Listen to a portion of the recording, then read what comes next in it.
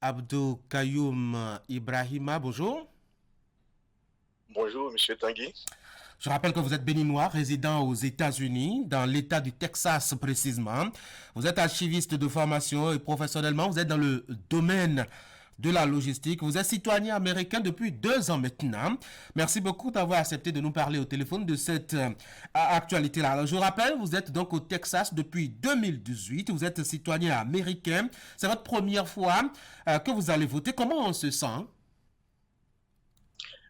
Ah, je dirais excited. Je suis très impatient et enthousiaste à l'idée d'aller accomplir ce devoir constitutionnel. Alors, vous avez vécu quand même la campagne électorale de bout en bout au niveau du Texas. Est-ce qu'elle a présenté une certaine particularité, cette campagne? Ouais, je dirais que la particularité dans le Texas a été les deux meetings tenus par les deux grands candidats. Et si je bonne mémoire, je crois que c'est le vendredi 25 octobre passé. Oui. Ce qui a eu de spécial est que la candidate des démocrates a tenu son meeting à Houston Mhm. avec pour thème la défense du droit à l'avortement. OK. Et de l'autre côté, Donald Trump a lui tenu son meeting dans la capitale du Texas, qui est Austin. Et c'était l'occasion pour lui de dénoncer la porosité de la frontière sud Mm. du côté des États-Unis qu'on a avec le Mexique de l'autre côté. Alors, j'imagine que les deux thématiques vous ont certainement embêté. Vous êtes, je rappelle, Ibrahima, donc certainement musulman, et quand on parle avortement à côté de vous, ça doit vous donner certainement la nausée. Vous êtes béninois d'origine, et quand on commence à parler d'immigrés et de fermeture de frontières, de contrôle des entrées, ça doit aussi vous donner de la nausée. C'était un jour difficile pour vous ce jour-là. Euh, bon, un peu.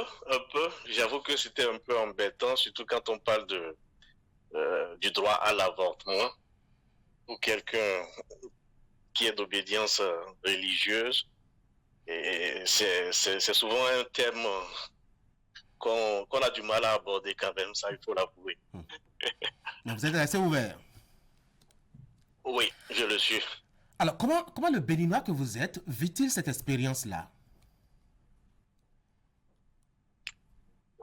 C'est une nouvelle expérience pour moi, je dirais, parce que c'est également l'occasion pour moi de découvrir un certain nombre de réalités dont je n'avais vraiment pas connaissance, telles que l'élection des procureurs généraux, contrairement à ce qu'on vit au Bénin, où les procureurs sont en fait nommés. Ici, les procureurs sont élus en fait par les populations. Mhm. Et il en est de même pour... On a l'impression qu'on a juste deux candidats. Parce que je me rappelle quand j'étais encore au pays, j'entendais les politiciens dire souvent que tout se joue entre Entre deux les parties. démocrates et les républicains. Mhm. Voilà. Et ce n'est pas tellement ça, parce que c'est vrai que ce sont eux qui sont beaucoup plus Médiatisé. sous le feu des projecteurs, exactement. Mais il faut dire qu'on a également quatre autres candidats indépendants actuellement, aussi bien des candidats indépendants que des candidats appartenant à d'autres partis. Mhm. Et il y en avait 13 autres, mais qui se sont désistés quand même à la dernière minute. Et pourquoi est-ce que les quatre autres ne sont pas vraiment visibles? C'est à cause des médias? Pas seulement à cause des médias, mais je pense que c'est également à cause des soutiens financiers surtout. Parce que vous n'êtes pas sans savoir que les élections ici aux États-Unis demandent assez de soutien financier. Et c'est d'ailleurs l'une des raisons pour lesquelles l'autre a dû se désister, je crois, en 2020. Elle Oui. était candidate également, l'actuelle vice-présidente. Mhm. Et pour faute de moyens, elle a dû se désister quand finalement elle a été récupérée euh, pour, Pour être pour vice-présidente. être la vice-présidente. Voilà, exactement. Alors, quand on discutait hier pour préparer cette émission, vous aviez dit que c'était une démocratie assez séduisante. En quoi est-ce qu'elle vous a séduit, cette démocratie? Euh, je, Je parlerai d'abord de la longue expérience démocratique des États-Unis. Oui. Et vous n'êtes pas sans savoir que c'est une expérience de plus de 2 siècles. Et j'ai particulièrement été séduit par cette protection au niveau des droits de l'homme, au niveau des droits de façon générale. Les États-Unis ont une forte tradition de protection des droits individuels et surtout des libertés fondamentales. À part ça? Oh, en dehors de cela, je vais peut-être parler également de...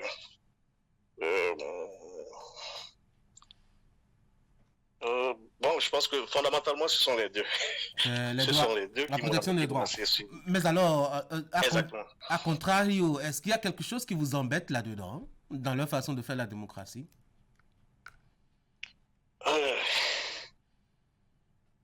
Oui. En fait, les États-Unis, malgré leur expérience démocratique, ont également des défis. Ah oui? Oui, ils ont également des défis. Et je vais citer entre autres l'influence de l'argent dans la politique.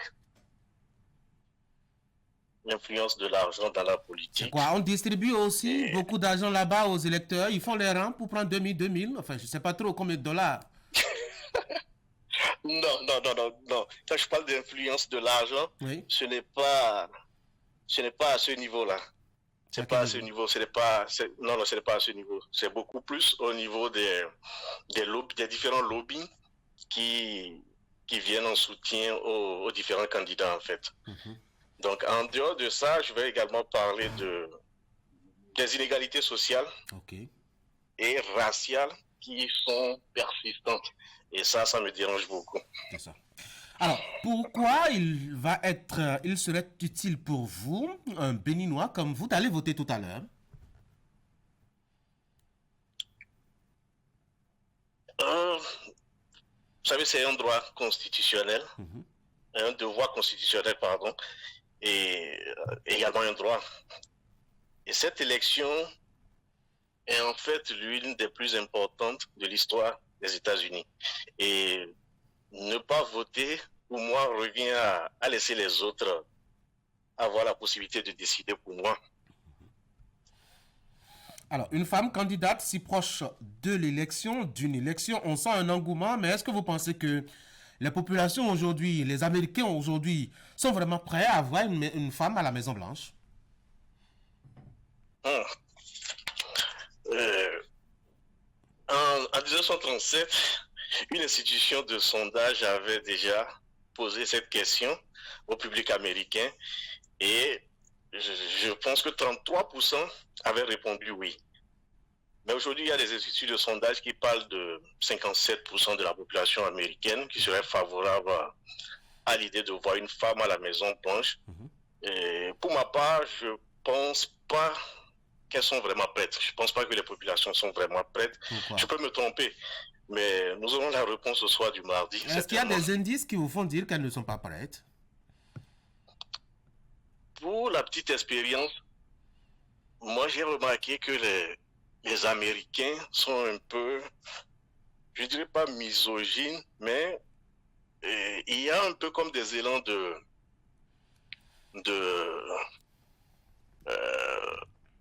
un peu macho sur les bords de temps à autre. Et quand je recoupe tous ces aspects, je doute bien qu'ils soient réellement prêts. Alors, vous allez certainement voter tout à l'heure, comme je l'ai dit. Et vous m'aviez confié que vous allez voter républicain, donc Donald Trump. Pourquoi ce choix? Vous qui êtes d'abord immigré, mettons cela comme ça, alors qu'on connaît un peu la position de l'ancien président sur la question, et qu'en face de lui, il y a quand même une immigrée comme vous, au sang mêlé. Pourquoi est-ce cette contradiction dans votre choix? Bon, je tiens d'abord à rappeler que Trump, en réalité, n'est pas contre les immigrants. Ah oui? Et moi, je suis venu en 2018 ici. Il était en ce temps président des États-Unis. Et cela ne m'a pas empêché d'avoir le visa pour rejoindre les États-Unis. Seule chose dont il est contre, c'est beaucoup plus l'immigration illégale. Parce que les conditions pour venir aux États-Unis sont connues de tous. Mais il y en a qui préfèrent emprunter des voies en passant peut-être par le Brésil et autres pour se retrouver au niveau de la frontière avec le Mexique et maintenant traverser illégalement. Et je pense que c'est beaucoup plus ce qu'il combat. Maintenant, à la question de savoir pourquoi je fais le choix de Trump plutôt que celui de Kamala, comme je le disais un peu plus haut, je suis venu ici en 2018 et j'ai eu l'occasion de comparer les deux présidents ou les deux candidats à l'exercice. C'est vrai, Kamala, elle n'était pas présidente, elle était plutôt vice-présidente, mais je pense que quelque part, elle est comptable du bilan de Biden. Et aujourd'hui, on assiste à une certaine paupérisation accrue d'une partie de la population américaine. Et cela en raison de la forte inflation qui a frappé la classe moyenne surtout. Vous allez beaucoup plus constater de nos jours que certains ont du mal même à payer le loyer. Et moi, depuis bientôt 2 ans, j'ai beaucoup remarqué qu'il y a plus de homeless, ce qu'on appelle en français les sans-abri. Oui. Voilà, qu'il y a beaucoup plus de sans-abri dans les rues. Vous voyez? En dehors de cela, reconnaissons que ces 4 dernières années ont connu quand même une pire dégradation de la scène internationale. J'en ai pour preuve le retrait en catastrophe de l'Afghanistan. Ensuite, il y a l'incapacité à prévenir la guerre en Ukraine et l'offensive israélienne à Gaza. Donc, quand je mets tout ça là ensemble, il y a également le fait que Trump, c'est un personnage, que vous l'aimez ou pas, il vous dit ce qu'il pense. Et ça, j'aime ce caractère-là. Mais là aussi, c'est défaut, hein? Retirer les États-Unis de pratiquement tous les accords sur la scène politique, sur la scène internationale, par exemple, mettre en difficulté l'équilibre du monde en matière donc de contrôle de l'émission de gaz dans l'atmosphère. Il y a beaucoup d'éléments sur lesquels aussi, en tout cas sur la scène internationale, Donald Trump fait beaucoup peur ou en tout cas suscite des craintes. Et pour vous, ça ne vous dit rien? Non, vous savez, il a ses défauts également. Il n'est pas le meilleur des candidats, mais pour moi, c'est le moins de mal actuellement. C'est le moins de mal. Vous avez fait la politique, vous, aux États-Unis? Un peu, en milieu estudiantin. Le temps peut-être d'avoir de l'expérience en plus. Voilà. Mais j'ai appris que vous étiez démocrate au départ, vous êtes républicain maintenant. C'est quoi ce voyage? Oui. Est-ce que vous allez être surpris si je vous dis que Trump également fut démocrate? Non, je connais son parcours. Dans les années 2000, avant. Exactement. Donc, c'est vrai, j'étais au départ démocrate, mais comme je vous l'ai dit tout à l'heure, j'ai eu le temps d'apprécier les 2 mandatures et de pouvoir faire vraiment la part des choses et tirer ma propre conclusion, en fait. Abdoukayoum Ibrahima, merci beaucoup d'avoir été en ligne. Merci, M. Tanguy. Ce fut un plaisir. Je rappelle que vous êtes béninois. Hein. Vous êtes résident au Texas, aux États-Unis. Vous êtes citoyen américain depuis 2 ans maintenant. Vous allez participer aux élections présidentielles en tant qu'électeur tout à l'heure. Merci surtout d'avoir discuté avec nous. Bonne journée à vous ou bonne nuit, c'est ça. Hein? Bonne nuit plutôt. Plutôt bonne nuit et bonne journée à vous. Merci beaucoup à vous. Bye. Retour à Cotonou. Voici les sports chez vous.